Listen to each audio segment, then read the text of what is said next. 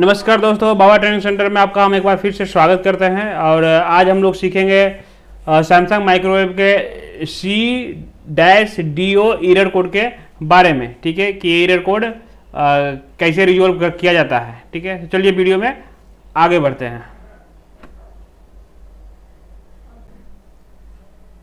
Microwave में C-DO code का जो मुख्य कारण होता है, ठीक है, होता है आपका एक की मेमोरन। इसको हम लोग की मेमोरन, टच पैड, कीपैड, ठीक है, बहुत नामों से हम लोग उसको बुलाते हैं या जानते हैं।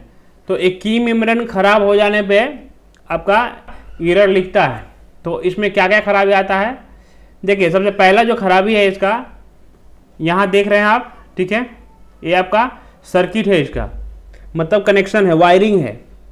जो दिखने में लग रहा है ब्लैक कलर का, ये इसका वायरिंग होता है, वायर गया रहता है। ठीक है, जैसे पीसीबी में देखते हैं आपका पतला पतला जो है कॉपर का प्लेट बनाया रहता है, धारी बनाया रहता है, उसी तरह से इसको भी बनाया जाता है। और इसके अगर एक किसी कारण से घिस गया है, ठीक है, जैसे माइक्रोवेव में लगा हुआ, देखिए यहाँ पे लगा हुआ रहता है माइक्रोवेव में, ठीक है, मेरे कर्सर पे देखिएगा यहाँ पे लगा रहता है, किसी कारण से घिस गया है या इसमें कार्बन पकड़ लिया है, तो उस कारण से भी माइक्रोवेव जो है एरर शो करेगा।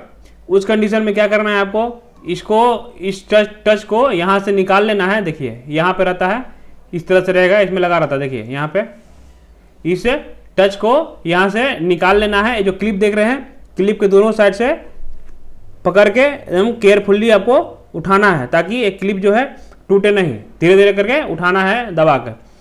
तो उसको निकाल के यहाँ से इसको साफ कर देना है। ठीक है, साफ करके फिर से लगा के देखना है कि इसका प्रॉब्लम सोल्व हुआ या नहीं हुआ। लेकिन बहुत बार होता है कभी कभी कि इसके जो थिम्बल होते हैं, ठीक है, इसमें भी कार्बन लग जाता है, तो उसको भी आप थिनर से साफ कर सकते हैं। थिनर डाल के उसको साफ कर सकते हैं ब्रश लेकर, तो उसको भी थिनर लगा के, ब्रश लगा के आप साफ कर सकते हैं।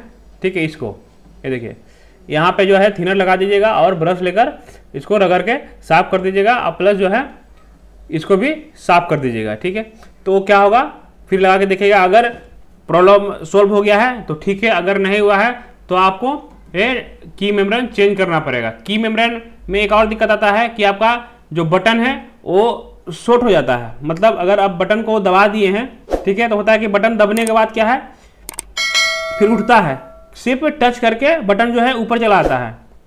टच पैड में बटन को सिर्फ टच करेंगे और फिर ऊपर चलाएगा। आपको हम दिखाते हैं कैसे। देखिए ये आपका जो बटन है, इस तरह से बटन रहता है, इसके अंदर में सर्किट बना हुआ रहता है। ठीक है, देखिए ये दो पैड मिलके एक सर्किट बनता है। ठीक है, तो क्या होता है कि यहाँ से आप पुश करते हैं, दबाते हैं, तो क्या होता है, टच करके फिर वो वापस चलाता है। ठीक है, कमांड देकर फिर वापस चलाता है। आप घर पे डोरबेल देखोगे लगा हुआ, डोरबेल को क्या होता है, हम लोग डोरबेल को दबाते हैं, फिर डोरबेल क्या होता है कि फिर से अपने मूड में ऑटोमेटिक चलाता है। सेम एज इट इज इसी तरह से इस सर्किट बोर्ड में भी होता है।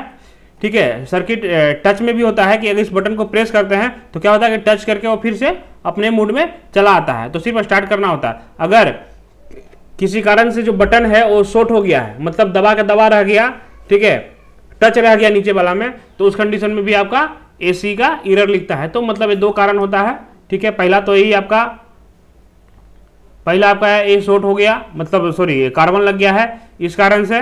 ठीक है, यहाँ कार्बन लग गया इस कारण से। दूसरा जो है इसका पैड जो है वो शॉर्ट हो जाता है, उस कारण से आपका एरर कोड शो करता है। तो यही इसमें मतलब AC का मेन रीजन यही है। अगर प्रॉब्लम सोल्व नहीं हो रहा है तो आपका टच पैड को चेंज कीजिए, प्रॉब्लम आपका सोल्व हो जाएगा। तो आशा करते हैं कि वीडियो आपको अच्छा लगा होगा। अगर अच्छा लगा तो वीडियो को लाइक कर दीजिए और चैनल को प्लीज़ सब्सक्राइब कर दीजिए। वीडियो को देखने के लिए आपका बहुत बहुत धन्यवाद दोस्तों।